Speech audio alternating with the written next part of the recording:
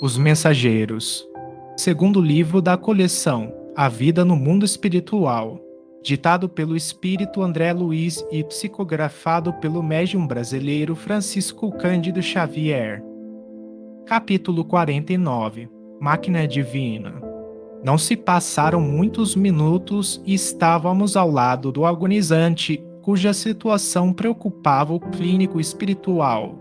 Era um cavalheiro de 60 anos presumíveis, que a leucemia aniquilava amorosamente.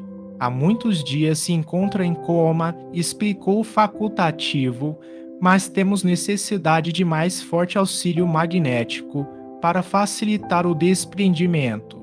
No aposento, além de duas senhoras desencarnadas, a mãe do agonizante e uma parenta próxima, viam-se familiares encarnados, dando mostras de grande aflição. Nosso orientador examinou o enfermo detidamente e sentenciou: nada resta senão a necessidade de concurso para o desligamento final. A inseto, a seguir, recomendou observássemos o moribundo com atenção. Concentrando todas as minhas possibilidades, fixei o enfermo prestes a desencarnar. Notei, com minúcias, que a alma se retirava lentamente através de pontos orgânicos insulados. Assombrado, verifiquei que, bem no centro do crânio, havia um foco de luz mortiça, candelabro aceso às ondulações brandas do vento.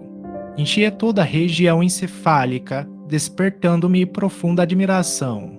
A luz que você observa, disse o instrutor amigo, é a mente para cuja definição essencial não temos, por agora, conceituação humana.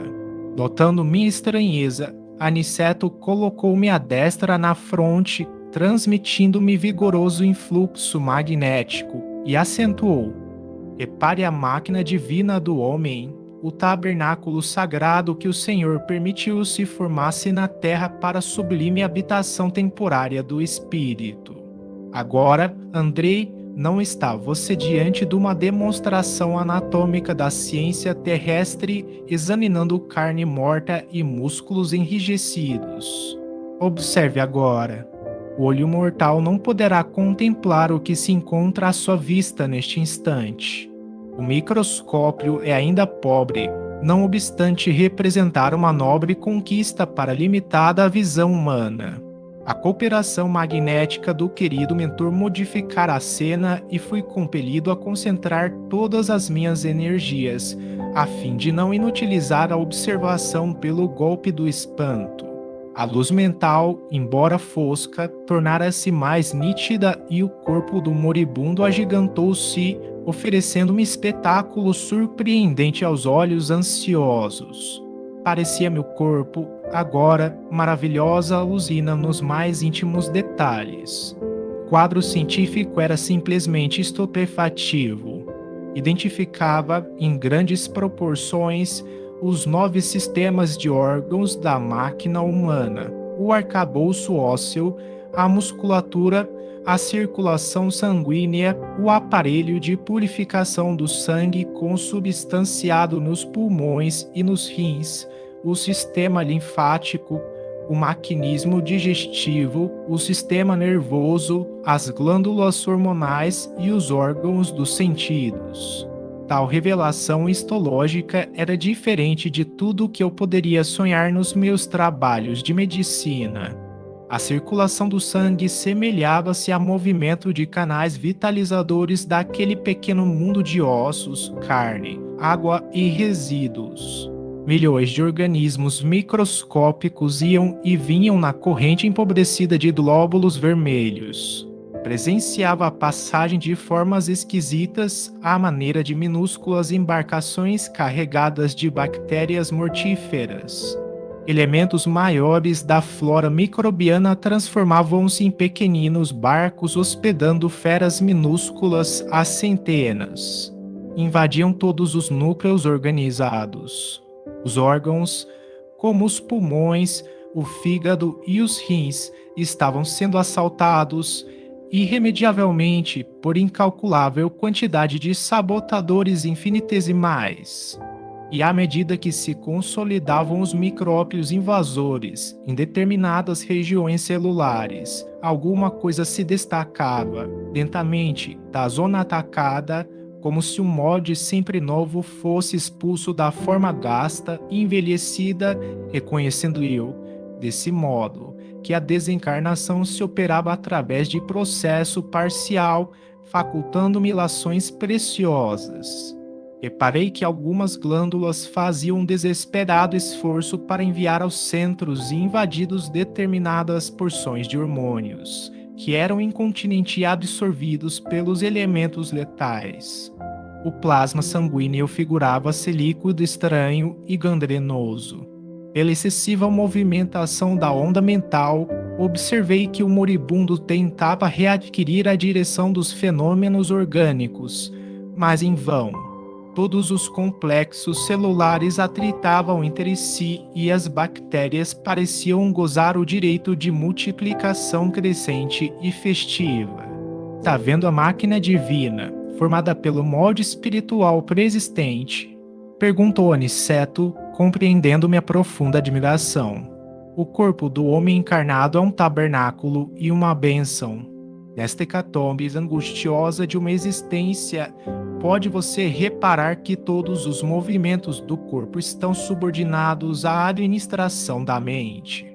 O organismo vivo, Andrei, representa uma conquista laboriosa da humanidade terrestre no quadro de concessões do Eterno Pai. Pode você, agora, identificar os movimentos da matéria viva. Cada órgão é um departamento autônomo na esfera celular, subordinado ao pensamento do homem. Cada glândula é um centro de serviços ativos. Há muita afinidade entre o corpo físico e a máquina moderna.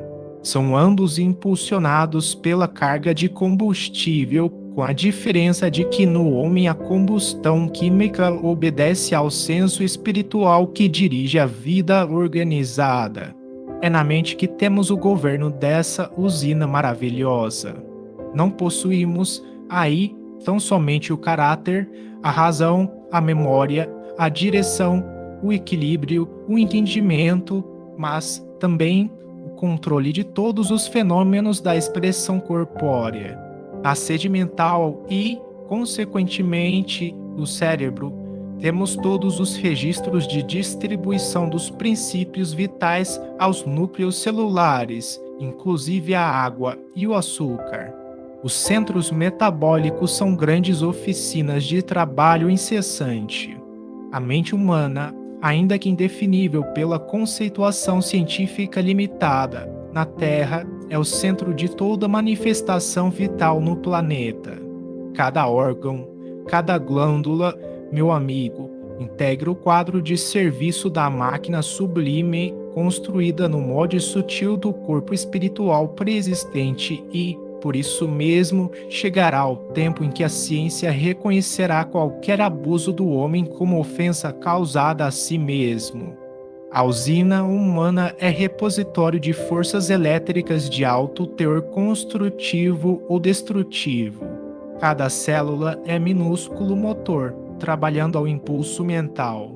Aniceto calou-se por momentos e, enquanto ouvia, aterrado, os mais estranhos fenômenos microbianos no corpo do moribundo, volveu-lhe a palavra educativa. Vemos aqui um irmão no momento da retirada. Repare a incapacidade dele para governar as células em conflito. A corrente sanguínea transformou-se em veículo de invasores mortíferos que não encontraram qualquer fortificação na defensiva. Observe e identificará milhões de unidades da tuberculose, da lepra, da difteria, do câncer, que até agora estavam contidos nos porões da atividade fisiológica pela defesa organizada e que se multiplicam assustadoramente de par com outros micróbios tão prolíferos quanto terríveis. A nutrição foi interrompida. Não há possibilidade de novos suprimentos hormonais. O agonizante retrai-se aos poucos e ainda não abandonou totalmente a carne por falta de educação mental. Vê-se pelo excesso de intemperança das células, sobre as quais não exerce nem mesmo um controle parcial, que este homem viveu bem distante da disciplina de si mesmo. Seus elementos fisiológicos são demasiadamente impulsivos, atendendo muito mais ao instinto que ao movimento da razão concentrada. A falar verdade, este nosso amigo não se está desencarnando, está sendo expulso da divina máquina, onde, pelo que vemos, não parece ter prezado bastante os sublimes dons de Deus.